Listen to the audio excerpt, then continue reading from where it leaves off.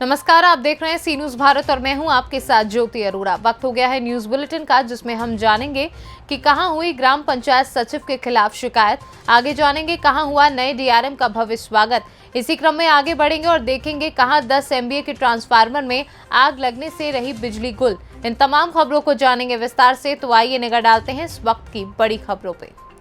भागलपुर में मालदा रेल मंडल के नए डीआरएम विकास चौबे ने बुधवार को कार्यभार संभाला। डीआरएम के पद पर कार्यभार संभालते ही उन्होंने कई स्टेशनों का निरीक्षण किया। उसी बाबत आज भागलपुर व भागलपुर के आसपास के कई स्टेशनों का जायजा लिया।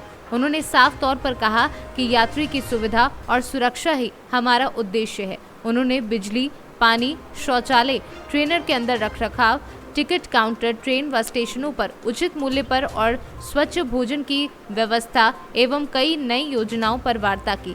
साथ ही साथ सुरक्षा के मद्देनजर उन्होंने हर गेटमैन पर एवं पासिंग मैन को भी कई हिदायत दी है, जिससे जान माल का कोई नुकसान ना हो। डीआरएम विकास चौबे का ये भागलपुर में पहला निरीक्षण हुआ है। प्रायोरिटी नंबर 1 है, क्योंकि कोई भी अनसेफ प्रैक्टिस नहीं होनी चाहिए रेलवे की वर्क में। नंबर 1। नंबर 2, जो सर्विसेज हम लोग प्रोवाइड कर रहे हैं, जो सुविधाएं हम लोग यात्रियों के लिए दे रहे हैं, उसकी जो क्वालिटी है, उस क्वालिटी पे ध्यान रहेगा, क्योंकि बड़े काम काफ़ी किए गए हैं। भागलपुर स्टेशन पे एस्केलेटर लगा है, सर्कुलेटिंग एरिया में इम्प्रूवमेंट हुआ है, दूसरे तरफ बुकिंग काउंटर्स बने हैं। कुछ यात्रियों से पैसेंजर से इंटरेक्शन हुआ, तो बाय एंड लार्ज जो है वो बड़ा सेटिस्फेक्शन है। वो कह रहे हैं कि बहुत धन्यवाद देना चाहेंगे रेलवे एडमिनिस्ट्रेशन को कि बड़े अच्छे काम यहाँ पे हो रहे हैं। और आने वाले समय में जो मुझे फीडबैक है, वर्ल्ड क्लास स्टेशन डेवलपमेंट करने की तरफ जो है वो कार्य चल रहा है। और हम लोगों को उसकी प्लानिंग को बहुत केयरफुली देखना है कि उसकी प्लानिंग इस प्रकार से हो कि एक बहुत ही वेल इंटीग्रेटेड सिस्टम, क्योंकि आपस में हर चीज़ यात्री के लिए सीमलेस सर्विस प्रोवाइड कर सके। आने के बाद हर चीज़ के लिए उसको जो है रुकावट ना आए और सुविधा की क्वालिटी अच्छी रहे। तो और दूसरी बात ये है कि जो स्टेक होल्डर्स जितने भी हैं यहाँ पे, कर्मचारी हैं, जो पैसेंजर्स हैं, जो यूज़ करने वाले लोग हैं, उन सबको साथ लेकर के और हमको एक आइडियल ढांचा बनाना है यहाँ पे, न केवल लॉन्ग टर्म में बट ऑल्सो इमीडिएट टर्म में, कि उनका फीडबैक, उनके सुझाव, उन सबको सम्मिलित करके किस प्रकार से हम यहाँ की सुविधाओं को सुधार कर सकते हैं। क्या कमियाँ पाएंगे सर? देखिए, सबसे पहले तो मैं ये कहूँगा कि कमियाँ, मुझे बड़ा हर्ष हुआ ये जान करके कि पैसेंजर से जो मैंने इंटरेक्ट किया, उन्होंने बड़ी तारीफ़ करी। और सुविधाओं में सुधार का स्कोप हमेशा रहता है। तो साफ़ सफाई में और वेशभूषा में, इन सब चीज़ों में कुछ इंस्ट्रक्शन हम लोगों ने, कुछ लेसन हमने लिए हैं, और उस पर हम लोगों का इंटरनल डिस्कशन होगा और उन सब पे हम लोग कार्रवाई करेंगे। अभी फर्स्ट इंप्रेशन यात्रियों की तरफ से तो मुझे बड़ा पॉजिटिव मिला है। मुझे इस बात की बड़ा खुशी है। मुझे जो इंप्रेशन था वो, सर यहाँ के लोकल लोगों को कुछ परेशानी हो रही है, उस पर जरा ध्यान दें, मैं कहना चाहूँगा। भागलपुर से सी न्यूज संवाददाता राहुल कुमार सिंह की रिपोर्ट। प्रयागराज जिले के करचना क्षेत्र में एक तरफ बिजली विभाग के मनमाने रवैये के चलते की जा रही अघोषित बिजली कटौती से लोग परेशान हैं, तो वहीं दूसरी तरफ के घोड़ेडीह गांव स्थित बिजली उपकेंद्र में रात 11:30 बजे के करीब अचानक शॉर्ट सर्किट होने से 10 एमवीए का ट्रांसफार्मर धू कर जलने लगा, जहां देखते ही देखते ट्रांसफार्मर से आग की लपटें ऊंची उठने लगी, जिसे देख आसपास के लोगों में अफरा तफरी का माहौल बन गया है। सूचना होने पर स्थानीय पुलिस व फायर ब्रिगेड की टीम मौके पर पहुंची, जहां विद्युत सप्लाई काटकर घंटों कड़ी मशक्कत के बाद आग पर काबू पाया गया। ट्रांसफार्मर जलने की वजह से 1.5 दर्जन गांव में बिजली आपूर्ति बाधित हो गई है। कई घंटे बीत जाने के बाद भी अभी तक विभाग की ओर से जले हुए ट्रांसफार्मर पर कोई भी काम नहीं किया जा रहा है। ट्रांसफार्मर जलने से लोगों को बिजली पानी समस्या से जूझना पड़ रहा है। बिजली ना होने के कारण विद्युत उपकरण पूरी तरह से बंद हो गए हैं। सबसे ज्यादा लोगों को पेयजल के लिए इधर उधर भटकना पड़ रहा है। प्रयागराज से सी न्यूज संवाददाता मंगला प्रसाद पटेल की रिपोर्ट। गुजरात में आगामी लोकतंत्र उत्सव, विधानसभा चुनाव और देश के सबसे बड़े त्योहार दिवाली से पहले मांडवी नगर के अंबाजी नागा विस्तार में आज मांडवी नगर में डोर टू डोर घरेलू गैस कनेक्शन के लिए अंडरग्राउंड पाइपलाइन पर काम शुरू हो गया है। साथ ही बीते रोज मांडवी नगर का आभूषण माने जाने वाले तापी रिवर फ्रंट के फेज 2 के लिए 2.46 करोड़ की मांग में से 2 करोड़ स्वीकृति मिली थी। आदिवासी क्षेत्र की डी क्लास मांडवी नगरपालिका भूमिगत गैस पाइपलाइन नेटवर्क से जुड़ने से निकट भविष्य में पूरे आदिवासी क्षेत्र में गैस पाइपलाइन से जुड़ने का मार्ग प्रशस्त होगा। इस अवसर पर अतीत में नगरपालिका प्रशासन का हिस्सा रहे हैं और अभी भाजपा सूरत के जिला महामंत्री जगदीश पोरक के द्वारा कैबिनेट मंत्री कनुभाई देसाई और गुजरात गैस कंपनी को जगदीश पारेख द्वारा विशेष धन्यवाद व्यक्त किया गया है।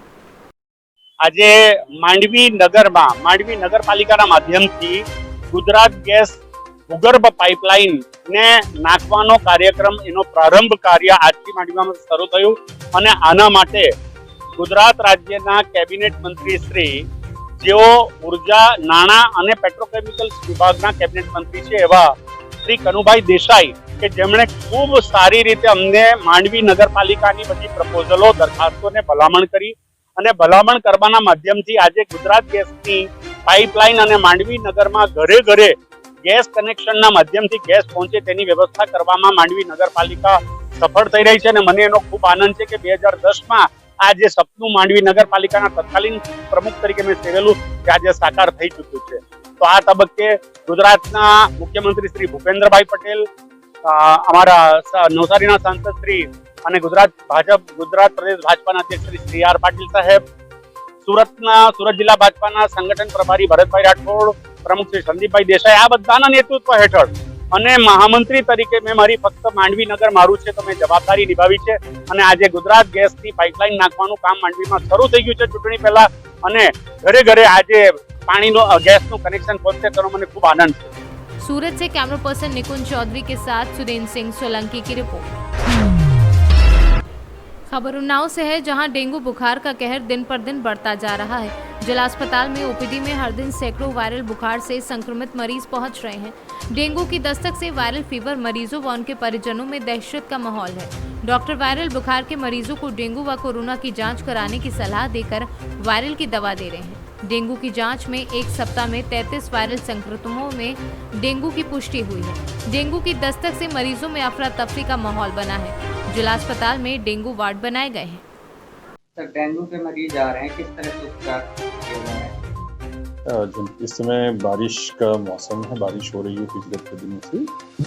तो इस मौसम में ये संचारी रोगों का, विशेषकर डेंगू का संचरण काल है। जनपद में भी डेंगू मरीज पॉजिटिव निकल रहे हैं। इस समय 33 पॉजिटिव केस हमारे पास हैं। इसमें सभी स्वस्थ हैं, सभी ठीक हो चुके हैं और हम लोग डेंगू मरीज जहाँ भी निकलते हैं वहाँ पे निरोधात्मक कार्रवाई होती है। वहाँ पे साफ सफाई, एंटीबायोटिक छिड़काव, फॉगिंग, इंडोर स्प्रे सब किया जाता है। इसके अलावा हम लोग आसपास के 50 घरों में फीवर केसेस की हम लोग छानबीन करते हैं। जो भी फीवर केसेस उनकी हम सैंपलिंग कराते हैं और औषधि वितरण करते हैं। डेंगू पॉजिटिव मरीजों के लिए बस उन्हें याद रखना है कि पैरासिटामोल टैबलेट लेनी है, पेयजल पानी खूब पिएं और अन्य पेय पदार्थ अधिक से अधिक मात्रा में, जिससे शरीर में पानी कमी ना हो। जनता से ये अपील है कि इस मौसम में विशेष रूप से घर में पानी इकट्ठा करके ना रखें। अपने ये फूलों के गमले, फ्रिज की ट्रेज, छतों पर बड़ा हुआ कूड़ा कबाड़ जिससे पानी भर सकता है, इनका ध्यान रखें, इनको खाली कर दें। ऐसी कोई जगह ना हो जहाँ पानी इकट्ठा हो सके, क्योंकि डेंगू का मच्छर साफ पानी में ही पनपता है। उन्नाव से सीनू संवाददाता अजय कुमार की रिपोर्ट।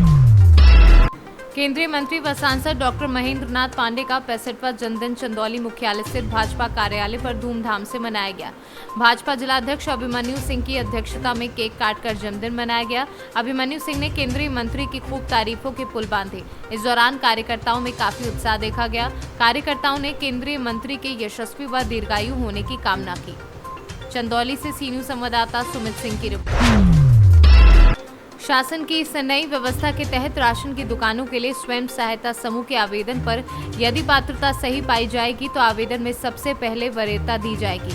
खाद्य और रसद विभाग की ओर से स्वयं सहायता समूह की महिलाओं को सरकारी सस्ता राशन की दुकानों का संचालन करने की जिम्मेदारी दी गई है। और आज फतेहपुर जनपद के इराया ब्लॉक के अंतर्गत ग्राम पंचायत धर्मदासपुर के वासुदेवपुर गांव में नया सरकारी राशन की दुकान का उद्घाटन हुआ, जहां एक दूसरे को मिठाई खिलाकर एवं स्वयं सहायता समूह की कोटेदार माया देवी ने कहा कि सभी गांव के गरीब लोगों तक राशन पहुंचाना ही मेरा परम कर्तव्य है और हम पूरी जिम्मेदारी के साथ समय समय पर सभी गरीब लोगों को राशन वितरण करेंगे। फतेहपुर से सीनियर संवाददाता ब्रजेश श्रीवास्तव की रिपोर्ट। वकील परिषद प्रतापगढ़ का चुनाव संपन्न हुआ। 14 अक्टूबर शुक्रवार सुबह 10 बजे से वकील परिषद चुनाव का मतदान शुरू किया गया, जिसमें वकील परिषद के अधिवक्ताओं ने अपने मतदान करने के अधिकार को लेकर बढ़ चढ़कर हिस्सा लिया और कुशलता पूर्वक वकील परिषद का मतदान जारी रहा और उसके बाद शाम 3 बजे से लगभग 7 बजे तक मतगणना हुई। मतगणना के परिणाम स्वरूप अध्यक्ष पद के उम्मीदवार सूर्यकांत मिश्रा निराला ने अपने प्रतिद्वंदी आनंद कुमार पांडे को 1 वोट से हराया, जबकि अध्यक्ष पद की लड़ाई बराबर कांटे की रही। अध्यक्ष पद की कुल टोटल मतगणना 50 रही, वहीं 1 वोट से अध्यक्ष पद की जीत हुई और वकील परिषद चुनाव के महामंत्री पद उम्मीदवार सुरेश चंद्र मिश्रा एडवोकेट ने अपने प्रतिद्वंदी हरीशचंद्र द्विवेदी को 93 वोट से हराया। महामंत्री पद के उम्मीदवार हरीशचंद्र द्विवेदी को 23 वोट मिले और 93 वोट हासिल करके सुरेश चंद्र मिश्रा ने महामंत्री पद के विजयी उम्मीदवार घोषित हुए। और वहीं वकील परिषद चुनाव के उपाध्यक्ष पद उम्मीदवार रामेंद्र सिंह ने अपने प्रतिद्वंदी सतीश दुबे को 11 वोट से हराया। उपाध्यक्ष पद उम्मीदवार सतीश कुमार दुबे को 66 वोट मिले थे और वहीं 77 वोट रामेंद्र सिंह ने हासिल किए थे और 11 वोट से उपाध्यक्ष पद के विजेता घोषित किए गए। मतगणना पूर्ण हो जाने के बाद विजेता पद उम्मीदवारों की फूल मालाओं के साथ प्रतापगढ़ के अधिवक्ताओं ने विधिवत ढंग से स्वागत किया और हार्दिक बधाई देने वालों की भीड़ जुटी पड़ी। वकील परिषद के सदस्य ब्रह्म कुमार तिवारी एडवोकेट ने दी। प्रतापगढ़ से सी न्यूज़ संवाददाता प्रमोद कुमार की रिपोर्ट।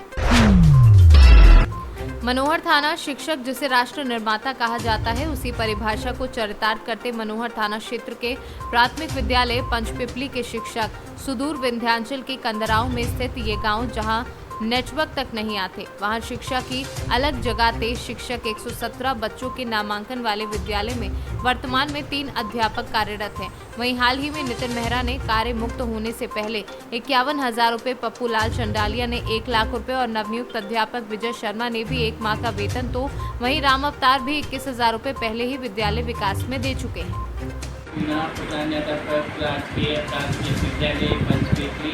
नोडल कोटखेड़ी कला पंचायत समिति थाना से घोषणा करता हूँ कि हमारे विद्यालय में नवनियुक्त अध्यापक श्री विजय शर्मा आंवलेड़ा द्वारा उनके 1 माह का वेतन मुझे सुपुर्द कर दिया गया है, जिसे विद्यालय विकास में सही दिशा में लगाया जाएगा।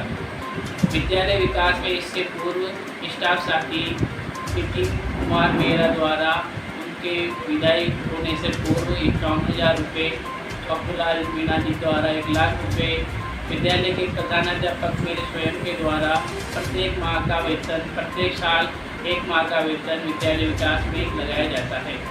आज विद्यालय में 54 के नामांकन के स्थान पर 117 का नामांकन है। बच्चे सभी फर्नीचर पर व्यवस्थित तरीके से बैठते हैं, गणवेश में आते हैं, उनका शैक्षिक स्तर बहुत अच्छा है। ये सब उनके लिए माहौल का निर्माण किया गया है। ये सब स्टाफ साथियों के द्वारा किए गए सहयोग और ग्रामीणों के भामाशाहों के द्वारा किए गए सहयोग से संभव हो पाया है। राजस्थान से सी न्यूज़ संवाददाता भगवान सिंह राजावत की रिपोर्ट। वाराणसी कोर्ट के फैसले के बाद संभल से समाजवादी के सांसद ने कहा कि हमें फैसले का खैर मकदम करते हैं, वेलकम करते हैं कि उन्होंने ये बात जो कही है, जो हिंदू पक्ष की मांग थी कि साइंटिफिक तरीके से इसकी जांच की जाए, तो जांच की क्या जरूरत थी। सच तो यह है कि यहाँ ज्ञानव्यापी मस्जिद हो या फिर कोई भी मस्जिद हो, उसके अंदर कोई हिंदू धर्म की कोई चीज होने का कोई सवाल ही नहीं है। ये धार्मिक मामला है, मजहबी मामला है। सर, ज्ञानव्यापी में एक फैसला आया है कोर्ट का। उनका कहना यह है कि जो कार्बन डेटिंग चल रही थी, उसको हिंदू पक्ष का जो पक्ष था उसको सुनने से इनकार कर दिया है। क्या कहना है आपका? देखिए, ये बात ठीक है। हम तो इसका खैर मकदम करते हैं, वेलकम करते हैं कि उन्होंने ये बात जो कही है या फैसले उनका उसको नहीं माना है, जो हिंदुओं का डिमांड थी कि इसका डेटिंग कराई जाए और साइंटिफिक तरीके से इसकी जांच होनी चाहिए। तो जांच की क्या ज़रूरत है? अव्वल तो ये है कि जहाँ तक ज्ञानव्यापी मस्जिद या कोई भी मस्जिद हो, उसके अंदर कोई हिंदू धर्म की कोई चीज़ होने का कोई सवाल पैदा नहीं होता। ये धार्मिक मामला है, मजहबी मामला है। इस्लाम में सिर्फ अल्लाह की पूजा की जाती है और किसी चीज़ की, न किसी पत्थर की, न किसी चीज़ की, सूरज की, किसी चीज़ की पूजा नहीं होती। तो इस्लाम तो इन चीज़ों की इजाज़त नहीं देता है, तो अपने यहाँ वो ये जो एक कह रहे हैं कि साहब ये वो था, क्या नाम है इसका, लिंक, वो शिवलिंग का कोई सवाल पैदा नहीं होता। क्यों रखेंगे अपने यहाँ ऐसी काबिल एतराज़ चीज़, या जिससे उनका कोई ताल्लुक़ नहीं है, जिसको वो मना करते हैं, तो उसके हौज़ के अंदर ये कोई शिवलिंग का रखने का कोई सवाल पैदा नहीं होता। ये चूँकि इस वक्त जो बीजेपी गवर्नमेंट है, ये इस वक्त हमलावर है मस्जिदों पर, यहाँ की बदायूं की मस्जिद और कितनी मस्जिदों पर, और ये इस पर उन्होंने मोहन भागवत जी ने कहा था भाई हर मस्जिद को मैं शिवलिंग मत निकालो। तो इसका मतलब ये कि प्लानिंग के साथ में ये काम किया जा रहा है, और इस आड़ से, इस बहाने से कोई ना कोई बहाना तलाश करना चाहिए उन्हें कि वो मस्जिद पर यानी मस्जिद के ख़िलाफ़ कोई कार्रवाई कर सकें या अपने मूवमेंट चला सकें। लेकिन ये मुनासिब नहीं है, देश के हित में भी नहीं है, न किसी के हित में नहीं है, ना आम जनता के हित में है, ना किसी मज़हब के हित में है ये, और ना देश के हित में है। ये इस किस्म की कार्रवाइयाँ जो हैं ये बीजेपी गवर्नमेंट को ख़तरा बन रही हैं, और आप देखेंगे सन 24 में जाकर ये इसका खुमियाजा उन्हें भुगतना होगा। और संभल से सी न्यूज़ संवाददाता सोनू वाशनी की रिपोर्ट। फिलहाल इस न्यूज़ बुलेटिन में बस इतना ही। देश दुनिया की बाकी खबरों के लिए आप देखते रहिए सी न्यूज़ भारत।